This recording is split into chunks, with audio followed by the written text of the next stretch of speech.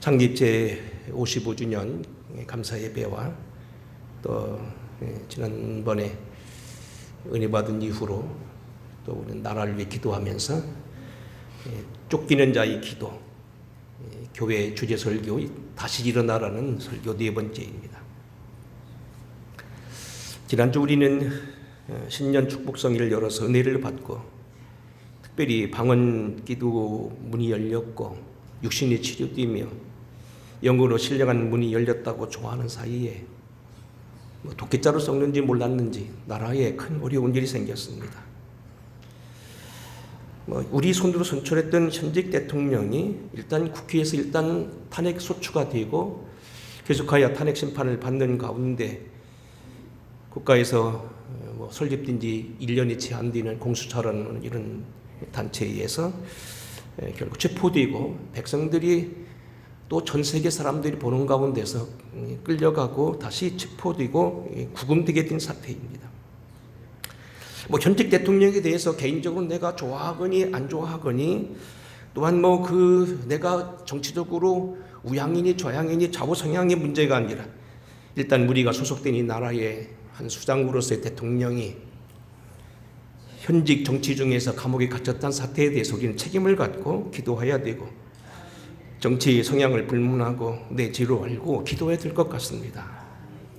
자, 오늘 여기 창립 기념 55주년과 국가적인 이런 어려운 사태를 바라보면서 오늘 교회 주제에 맞춰서 설교한 주제는 두 가지 방향에서 합니다. 첫째는 창립 기념 주일입니다.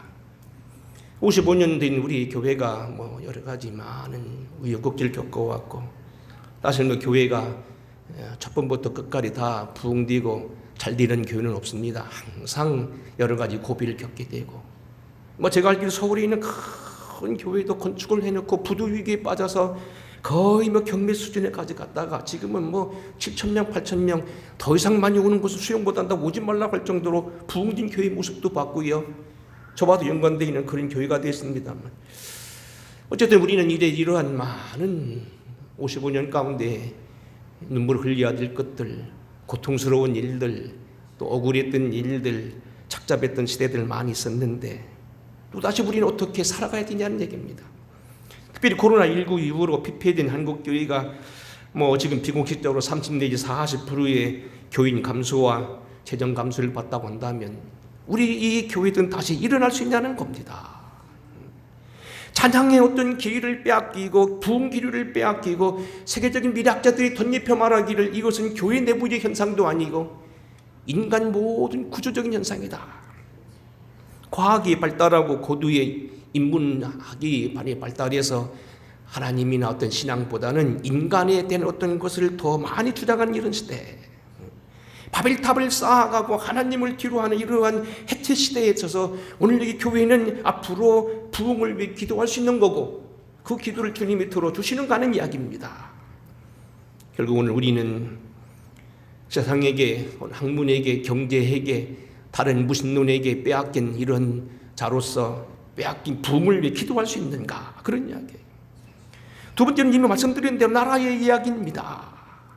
나라 형편이 사실은 우리가 좌우 정치 성향, 여러분이 현직 대통령을 좋아하니 안 좋아하니 그런 걸 떠나서 일단은 나라 수장이 흔들렸다는 얘기는 큰 문제라는 거예요. 일개 한 사람도 가문에서 한 사람이 흔들리게 되고 어려운 일을 당하게 되면 온 집안이 그 공동체가 흔들리게 되는데 오늘 5천만, 6천만 전 세계적으로 경제 지금 5위, 6위 따지고요. 국외 선양이 7위, 8위 멀리 잡으면 11일 따지긴 이 나라가 세상 만인들 보는 앞에서 갑자기 대통령이 감옥에 갇혔으니 이건 정상이 아니라는 겁니다. 이후에 어떻건 정체성이 어떻건 우리는 이 모든 것에 대해서는 사실은 공식적으로 뭡니까? 우리는 빼앗겼다는 얘기입니다. 시간의 사람을 빼앗겼습니다. 운명의 사람을 빼앗겼습니다. 성경에 쫓기며 삽니다. 실패에 쫓기며 삽니다. 선량한 백성들이 지금 여기 울부짖고 기도할 때란 이런 얘기라는 얘기입니다. 우리는 뭔가 지금 핵심을 빼앗겼다는 얘기입니다. 그러면 그렇게 뺏긴 자, 쫓기는 사람, 대통령을 감옥에 가둔 오늘 우리들의 기도도 들어주시는 하는 이야기입니다. 마태복음 1장에 보게 되면 예수님을 소개하면서 이렇게 말하지요. 예수님의 이름을 두 가지로 말합니다. 첫째는 예수, 두 번째는 이제 임마누엘입니다. 예수라는 것은 거의 히브리와 거의 이것은 뭐 같은 발음이고 영어 발음 뒤졌습니다. 사실은 이게 히브리와 우리의 말이 더 가깝습니다. 예수가 맞습니다. 예수라는 말은 뭐냐면 예사오, 그리고 여기다 보면 이제 우란 말은 뭐냐면 우리를 죄에서 건지시다, 그런 뜻이고, 임마누엘이란 말은 뭐냐면 하나님이 우리와 함께 하신다는 거예요. 주님이 우리를 죄에서 건지실 뿐만 아니라 건져놓고 마는 게 아니고, 뭐 얘기는 맨날 그렇잖아요. 뭐 봉이 김선달이 뭐 물에 빠져서 빠진 척하다 나중에 나와서 돈 달라고 보따리 내놓으라고 어딨냐고 했다는데 우리를 건져만 놓고 놔두는 게 아니라는 겁니다. 임마누엘, 함께 하신다는 겁니다. 더 나가서 오늘 여기 마태복음 1장에 보면 우리를 주님은 회복하는 주님으로 말씀하신다는 거예요. 실패했던 우리들, 죄를 범했던 우리들, 죄악 속에서 살아왔던 우리들, 때는 죄범한 조상들, 우리 사실이었던 패약함이 모든 가정, 오늘 우리들을 다시 건져주시고 함께 해주시고 회복시켜 주신다. 그렇게 한다면 오늘 우리는 가능하냐는 얘기입니다. 본문에 의하면 여기 하나님의 성군으로 취급했던 다윗이 어려운 일을 당하고 사망의 나락에 떨어집니다. 정말로 날름날름 승승장구하던 이 다윗이 어디로 가든지 형통했던 이 사람, 하나님의 마음이 있었다고 얘기하고 그를 고난과 역경 속에 고난했던 그가 오늘 여기 지옥에 떨어지다시피 합니다. 자기가 낳은 아들이 모반을 일으키고 그를 죽이려고 쫓아오고 그는 왕권을 지금 내버리고 맨발을 벗고 머리를 풀어헤치면서 울면서 지금 도망가고 있는 것입니다. 근데 그가 쫓겨가면서 어떻게 했느냐? 기도했다는 이야기예요. 짤막한 기도지만 그 기도는 그대로 적중했고 하나님은 그를 회복시켜줬다는 얘기입니다. 문제는 그렇습니다. 오늘 우리들도 쫓긴 자가 되었다 한다면, 내가 오늘 병들었으면, 내가 오늘 실패했으면, 내가 가정이 파괴되었으면, 내가 오늘 여기 어려움을 당했으면, 코로나 이후 지금 회복되어 갑니다만 많은 사람들이 또 얘기하더라고요. 코로나 이후로 5년 안에 또다시 큰 병이 닥치는데 과거 코로나는 비교도 안 될 더 큰 병이다. 우리는 뭐 그건 뭐 믿을 건 아니지만 분명한 사실은 뭐냐면 그럴 수 있다는 겁니다.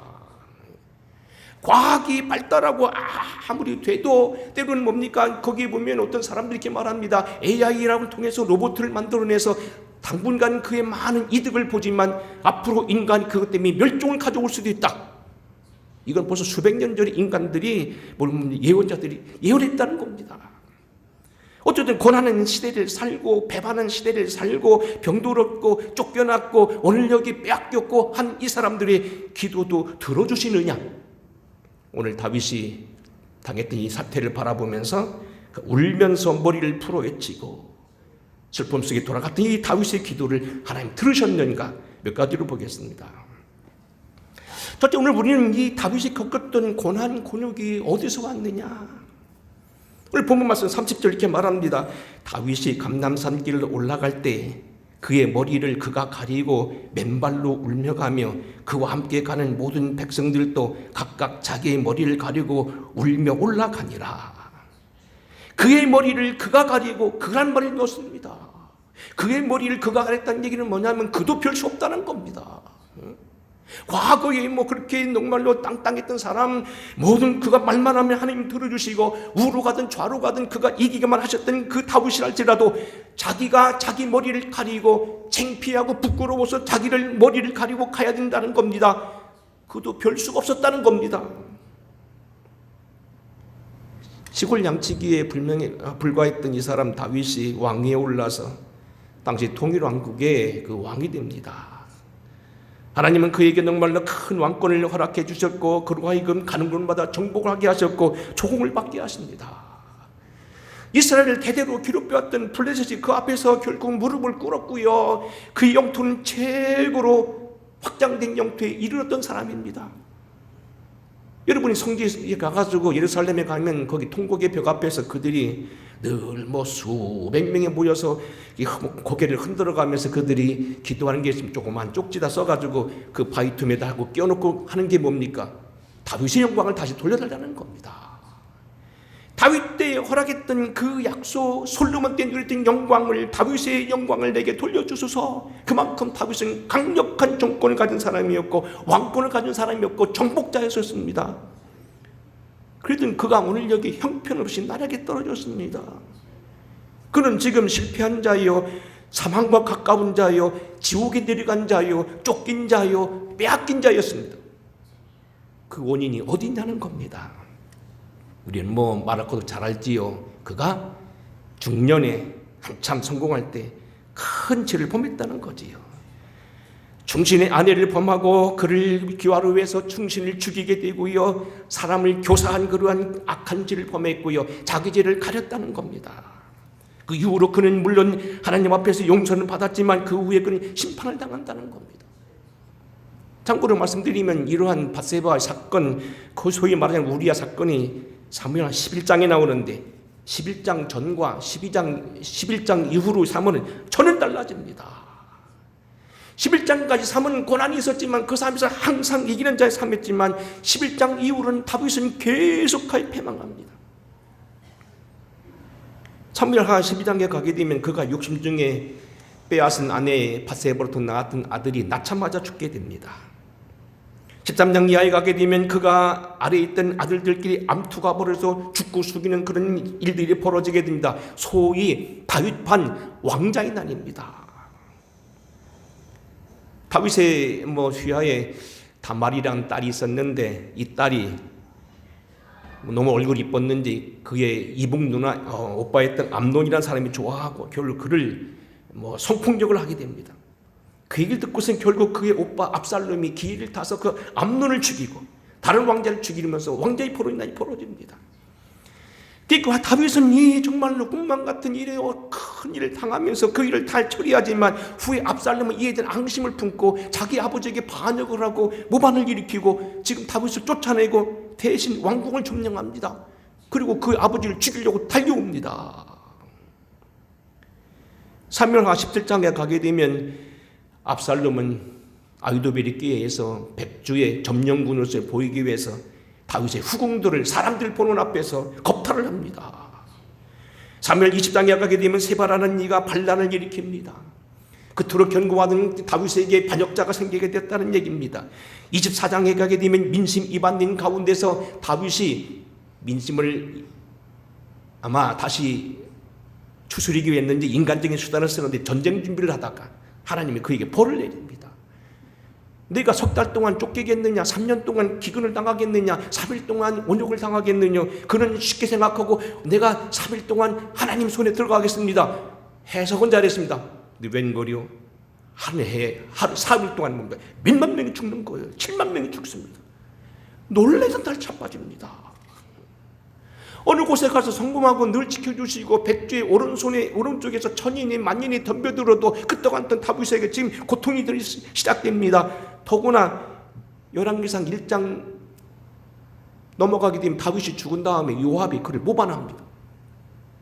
평생에 다윗을 지켰고 평생에 그를 도왔던 요압이 다윗에게 반감을 가지고 충실했던 요압이 결국 목을 쳐듭니다. 왜? 내가 바르지 못하면 사람들이 나를 위해서 결국 덤비게 되어 있다는 얘기입니다.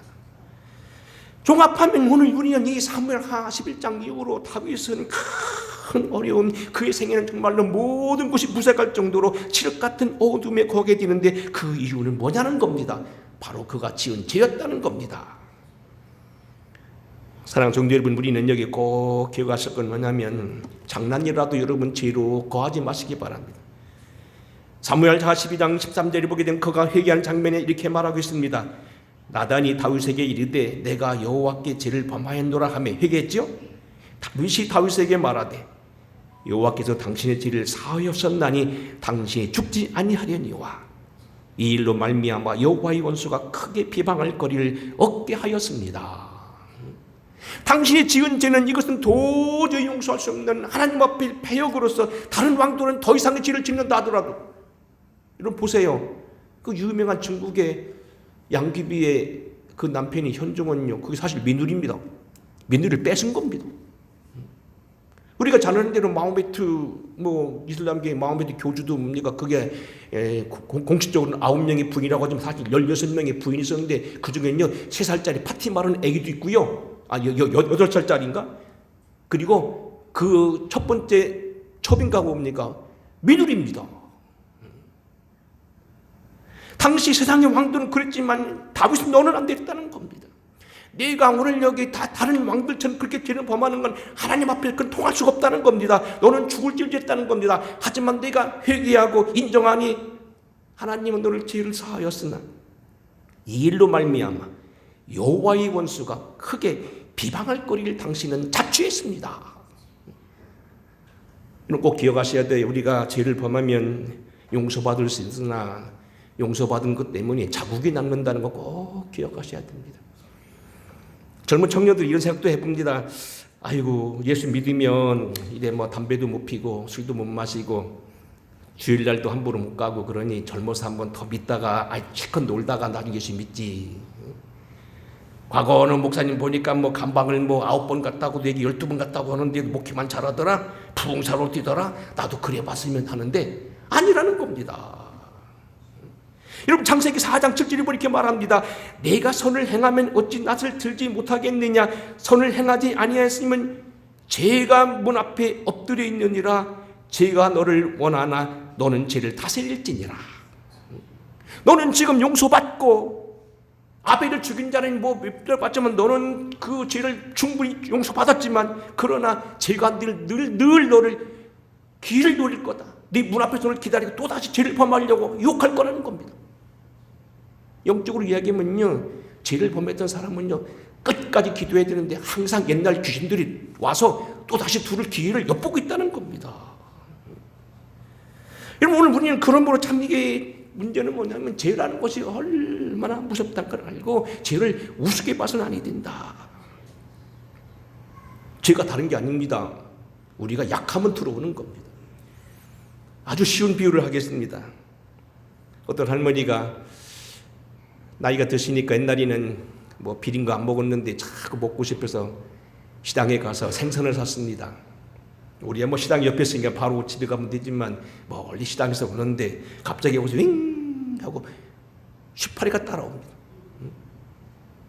생선이 있으면 그 좋은 생선이 뭡니까? 그 생선에 반드시 슈파리가 따라오게 돼 있다는 거예요. 윙 하고 슈파리가 따라온다는 거예요. 죄를 범한 곳에는 오늘 여기 이러한 죄의 유혹 우리가 이겨야 될 것이 있다는 걸 꼭 기억하십니다. 그래서 우리는 성경이 뭐라고 말합니까? 악인에게는 평강이 없나니 오직 악인은 등이 안정치 못하고 그 물이 진흙같이 더러운 것을 늘 수천에는 요동하는 바다와 같으니라. 내 하나님의 말씀에 악인에게는 평강이 없다 하셨느니라. 죄는 모양이라도 부리지 말라는 걸 꼭 기억하시고 죄에서 멀리 하시길 바랍니다. 율법적으로 살라는 얘기는 아닙니다. 열매 맺도록 노력해야 된다는 겁니다. 하나님의 나라는 먹는 것과 마시는 것이 아니요 오직 성령 안에서의 의와 평강과 희락이라고요. 이로써 그리스도를 섬기는 자는 하나님과 사람 앞에서도 칭찬받느니라. 선을 참고 행하여 영광과 존귀로 썩지 아님을 구하는 자들에게는 영생을 함께 하신다. 로마서입니다. 은혜의 서신인 로마서도 말하고요. 오히려 악을 행하는 사람들에게는 권고함이 있으리라고 말합니다. 로마서 쭉 말씀입니다. 선을 행하는 각 사람에겐 존귀와 영광과 평강이 있으리니 먼저는 유대인에게요 그리고 헬라인에게라. 믿으나 안 믿으나 똑같다는 겁니다. 안 믿는 사람도요 자꾸 악을 쓰면 하나님이 그에게 악으로 대하고 결국 가품으로 대하지만 안 믿는 사람들이 선하게 하면 하나님 그 조상 후손들 축복한다는 겁니다. 우리가 역사를 보잖아요. 믿는 사람은 말할 거 없다는 거지요. 우리 영혼의 암초인 죄가 여러분을 붙잡지 않도록 늘 기도하시길 주의 이름으로 축원합니다. 다윗은 그렇게 건장했지만 하나님의 축복 속에 멀어져 감으로써 이런 고난을 당하는 겁니다.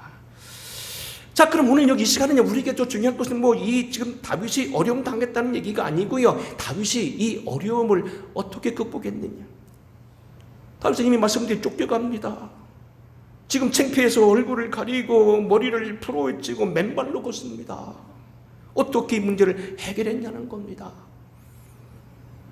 우리는 정말로 무슨 일을 당하면 당해서 거기서 빠지면 이거 반드시 헤어나와야 되는데 어떻게 빠져나오느냐, 아주 중요한 얘기입니다. 첫째는 자기에게 당해온 이 시련의 원인을 인정하고 용서를 빕니다. 사무엘 12장 13절 이미 앞선 장이 이렇게 말합니다. 다윗이 나단에게 이르되 내가 여호와께 죄를 범하였노라 하매 나단이 다윗에게 말하되 여호와께서 당신의 죄를 사하셨나니 당신이 죽지 아니하려니와. 일단은 용서를 빌어야 돼요. 그게 많은 사람들이 얘기하잖아요. 주님 앞에서도 죄를 범한 사람 베드로는 뭐 주님을 저주까지 하면서 막 그랬는데 그는 용서받았다는 거예요. 근데 가룟 유다는 예수를 팔아먹었는데 사실은 누가 더 죄가 크냐? 뭐 하나님 앞에 우리가 견종 따졌으면 어떻게 생각하면요, 다윗도 크지만 가룟 유다도 크지만 베드로도 보통 그 사람이 아니에요. 왜? 베드로는 주님과 함께 무리도 걸었던 사람이거든요. 가진 능력을 다 받던 사람이잖아요. 변화세 올라가지고 신령한 세계도 맛봤잖아요. 자기 손이 귀신 쫓아낸 것도 경험했던 사람이잖아요. 가까이 봤던 사람이고 다른 사람들은 못 가도 그 베드로와 요한과 야고보는 꼭 현장에 있었잖아요. 가까이 모셨던 사람이잖아요. 신앙에 고백했던 사람이잖아요. 그런데 문제는 뭐냐면 회개했기 때문에 용서받았다는 거예요.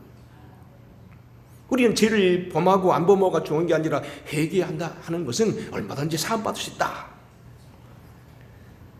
두 번째는 뭐냐면 그는 심판의 대가를 겸허히 받아들입니다. 이 본문은 우리가 15장과 17장 그 사이에 보면 16장에 이런 말씀이 있습니다. 다윗 왕이 바울임을 이름의 동네 이름이죠. 거기서 사울의 집 족속 하나가 나오니 게라의 아들이여 이름은 시므이라. 저가 나오면서 연하여 저주하고 다윗과 다윗 왕의 모든 신복을 향하여 돌을 던지니 그때의 모든 백성과 용사들은 다 다윗 왕의 좌우에 있었더라. 이건 뭡니까? 결국 이 다윗이 지금 처량하게 신세가 되어서 울면서 올라가는 모습을 보고요, 베냐민 지파에 있었던 그 사울의 후손인 시므이라는 사람이 따라오면서 저주하고 욕을 하는 거예요. 그런데 그것이 그렇게 큰 대가는 아닙니다. 우리는 강이 1km 이상 한강 같은 크지만은요, 이스라엘 강은요 커봐야 여기서 끝까지밖에 안 돼요. 개울이요. 요단강보다 개울물이 가면 알지만. 물론 이제 갈릴리 호수를 막아서 그 물을 다 전국토로 돌리기 때문에 그렇다고 하지만 여하튼 이스라엘 큰 강이 아니라고요. 보통 때는요 물도 안 흐르는 그런 천이고요. 흘러봐야 별것도 아닌 거예요. 얼마든지 죽을 수 있는 거리에. 근데 어떻게 합니까?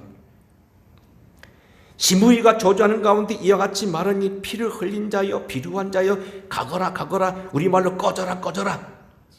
사울의 족속의 모든 피를 여호와께서 내게 돌리셨도다. 그 대신에 네가 왕이 되었으나 여호와께서 나라를 네 아들 압살롬의 손에 붙이셨나 보라. 너는 피를 흘린 자인 거로 화를 찾지 않았느라.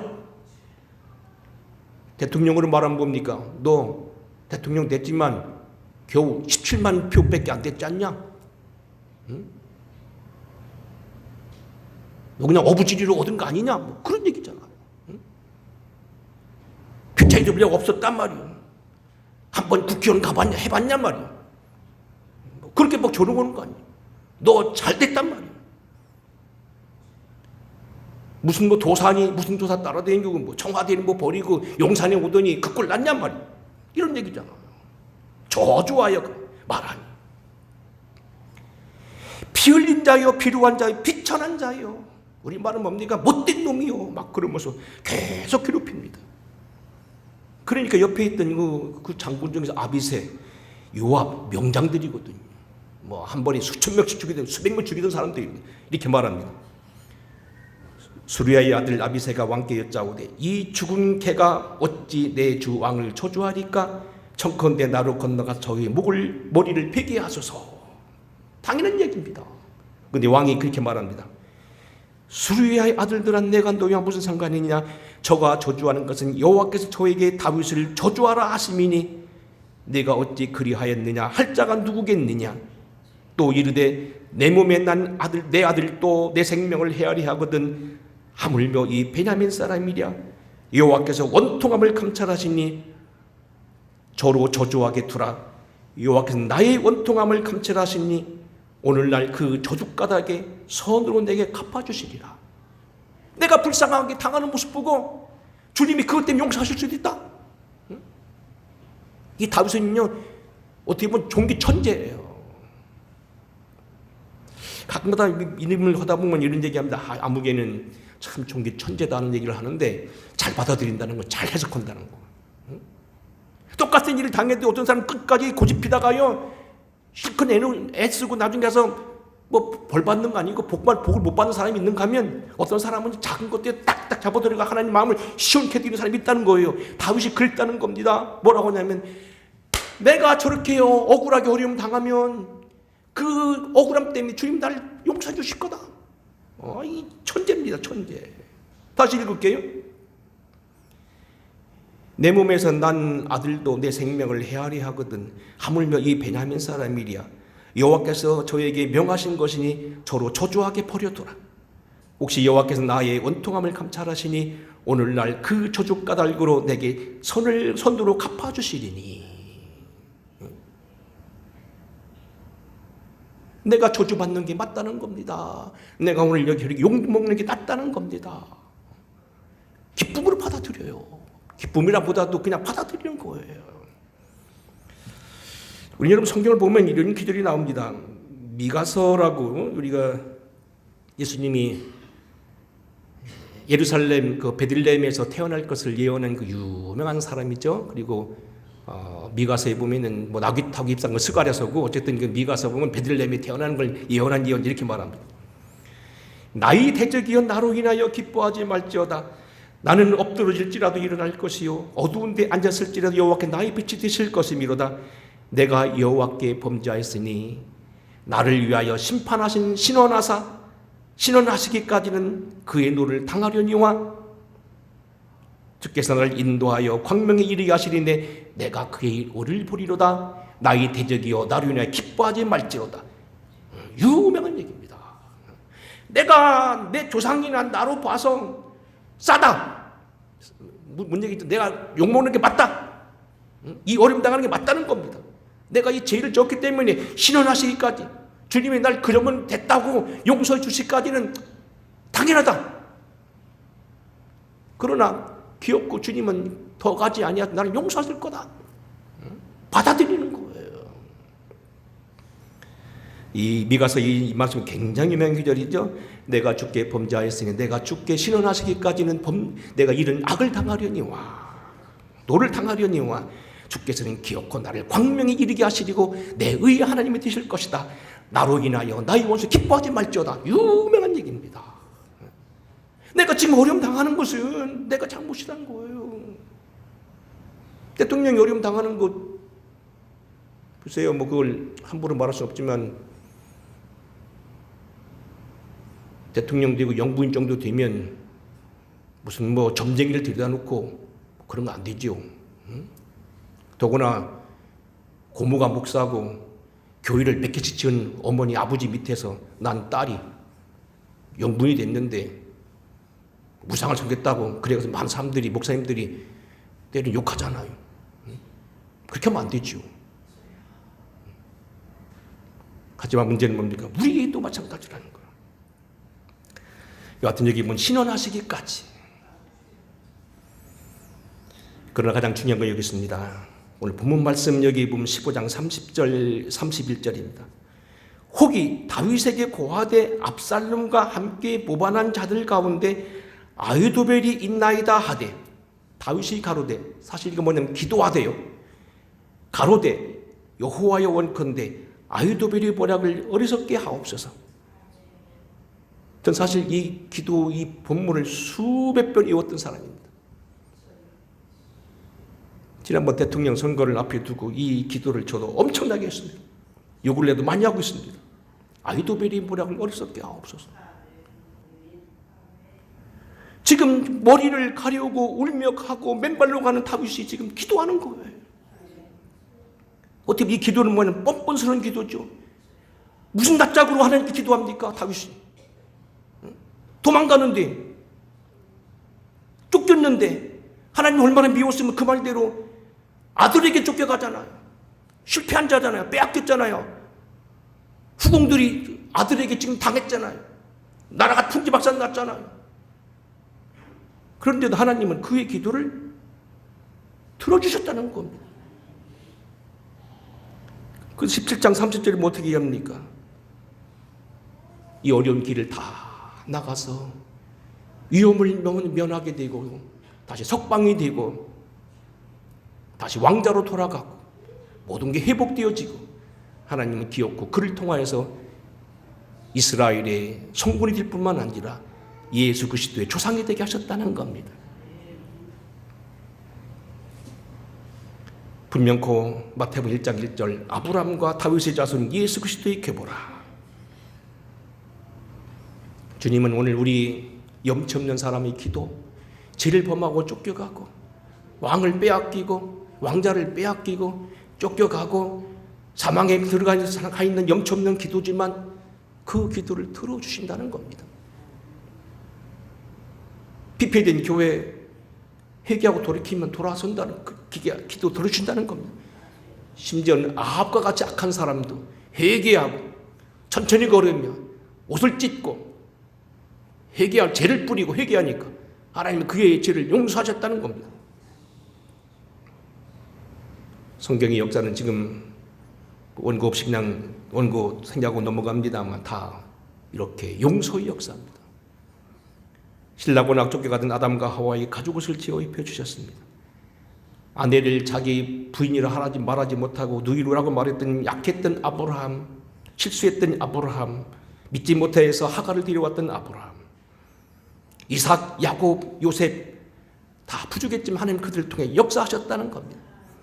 모세와 이스라엘 백성들은 광야에서 수없이 범죄했지만 하나님 저들을 용서하셨다는 겁니다.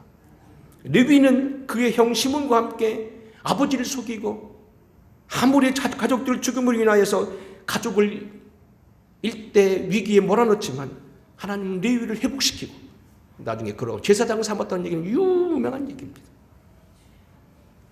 말씀을 정리합니다. 쫓기는 자도 기도할 수 있느냐?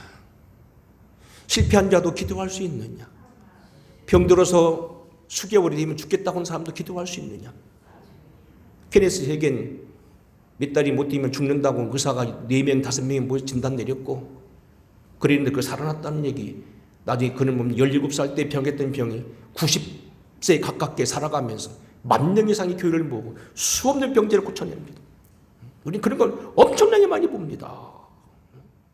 오히려 사함받은 것이 더 많으니까 더 큰 일을 할 수 있었다는 거예요. 오늘 우리 실패한 자도 빼앗긴 자도 이미 사망의 그늘에 와 있는 사람도 다시 일어날 수 있느냐? 그런 사람도 기도할 수 있느냐? 하나님 그 기도 들어주시느냐? 들어주신다는 겁니다. 오늘 우리의 과거가 어떠했든지 우리 현실이 어떠했든지 다시 일어나야 됩니다. 주저앉아서는 안 됩니다. 일어날 수 있습니다. 쫓겨면서도 하나님은 그에게 저주를 낼 수밖에 없을 정도로 악한 일을 보면서도 쫓겨가면서 한 드린 기도 들으셨다는 겁니다. 저와 여러분 다시 한번 일어나셔서 기도할 이유가 여기 있습니다. 만연의 죄를 대속하기 위해 십자가 되시고 당신의 살과 피를 찢어서라도 건지셨던 이 주님의 긍휼하십니다.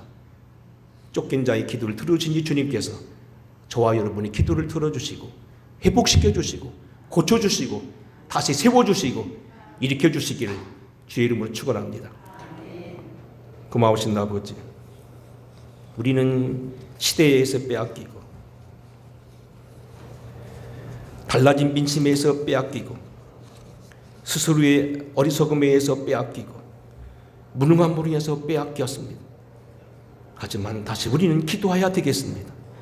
쫓긴 자의 기도를 들어주신 아버지, 우리들의 기도를 들어주시옵시고 우리 또한 주님을 바로 알고 실패 가운데 있어서 일을 가는 종들이 아니라 다시 일어나 주님의 긍휼을 바라고 일어나는 우리 되게 하옵소서. 너희 안에 착한 일을 시작하신 이가 그리스도 예수의 날까지 이룰 줄을 내가 확신하노라. 주님의 선하심을 믿고 일어나 기도하는 우리 되게 하시옵소서. 예수님의 이름으로 기도하옵나이다. 아멘. 찬양 드리겠습니다.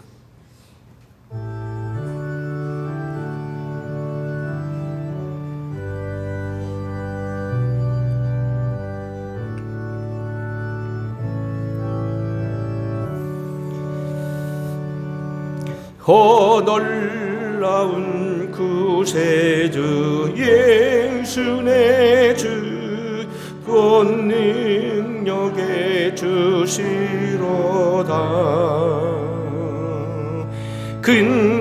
근바이민 안전한 그곳으로 내 영혼을 숨기시네. 메마른 땅을 종일 걸어가도 나 피곤치 아니하며 저 위험한 곳 내가 이를 때면 큰 바위에 숨기시고 주 손으로 덮으시네. 놀라운 구세주 예수 내 주 내 모든 짐 벗기시네.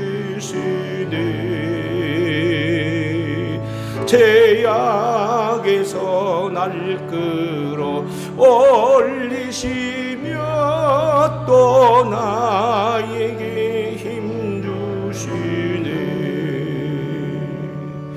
메마른 땅을 종일 걸어가도 나 피곤치 아니하며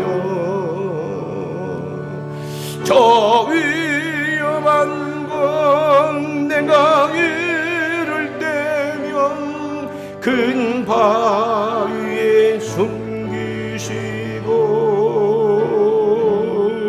주 손으로 덮으시네.